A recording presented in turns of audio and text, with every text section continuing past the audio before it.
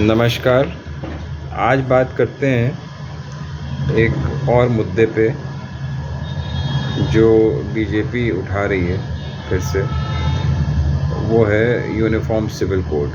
पहले एक बैकग्राउंड समझ लीजिए कि आज जो मेन मुद्दे जो इनके 9 साल के पूरे सरकार में मेन मुद्दे क्या हैं। मेन मुद्दे थे बेरोज़गारी सबसे ज़्यादा है,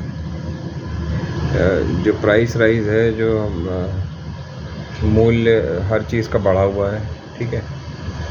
और बेसिकली लोगों के लिए, जो आम जनता है उनके लिए इन्होंने कुछ नहीं किया सिवाय थोड़ा बहुत खाना पूर्ति के, कोई ऐसी मेजर स्कीम। इसीलिए कांग्रेस लेड जितनी भी गवर्नमेंट्स हैं सब कुछ ना कुछ स्कीम्स, राहत भरी स्कीम्स लेके आ रहे हैं। जैसे उन्होंने गैस के सिलेंडर के दाम कम कर दिए, सब्सिडाइज़ कर दिए, जैसे पहले थे 500 में दे रहे हैं। और फ्री राइस बांटने की बात हो रही है 10 किलो कर्नाटका में।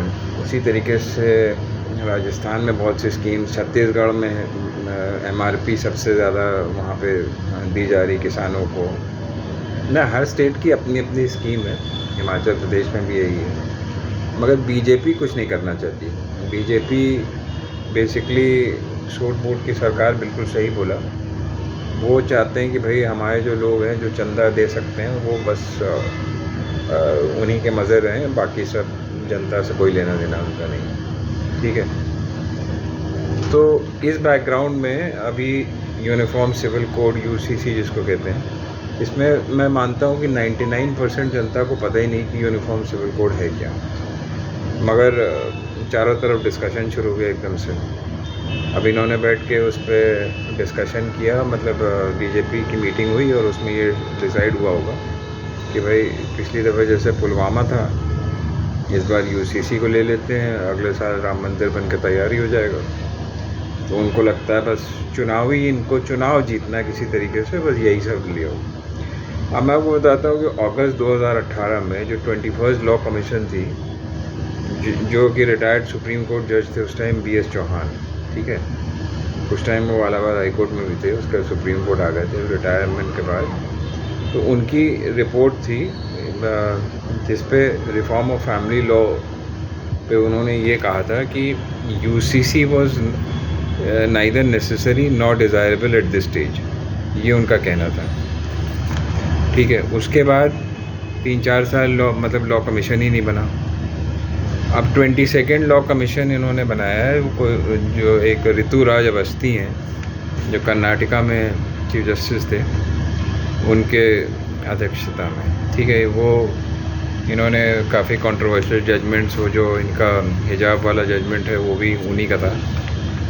बहरहाल उससे अभी उसको अलग रखते हैं। उनको दे दिया गया कि भैया इसको फिर से कंसिडर करो, और उनके हिसाब से जून 14 या 18 तक जो है इनके पास 8.5 लाख एप्लीकेशन भी आ गई उसको लेकर के। अब बताइए, जब 99% ऑलमोस्ट 100% लोगों को यही नहीं पता कि मतलब UCC है क्या। कोई जना उसको यूनिवर्सल सिविल कोड कह रहा है, कोई जना कॉमन सिविल कोड, मतलब उनको यही नहीं पता कि है क्या चीज़। मगर 8.5 लाख एप्लीकेशन भी आ गई इनके पास। तो अब प्रॉब्लम ये है, देखिए UCC क्या है। UCC बेसिकली पर्सनल लॉज से डील करता है, किसी भी रिलीजन के पर्सनल लॉज, उसमें हिंदूज़ भी आते हैं। और आपको ये देखना पड़ेगा कि हिंदूज़ ही ज़्यादा इससे अफेक्टेड हैं।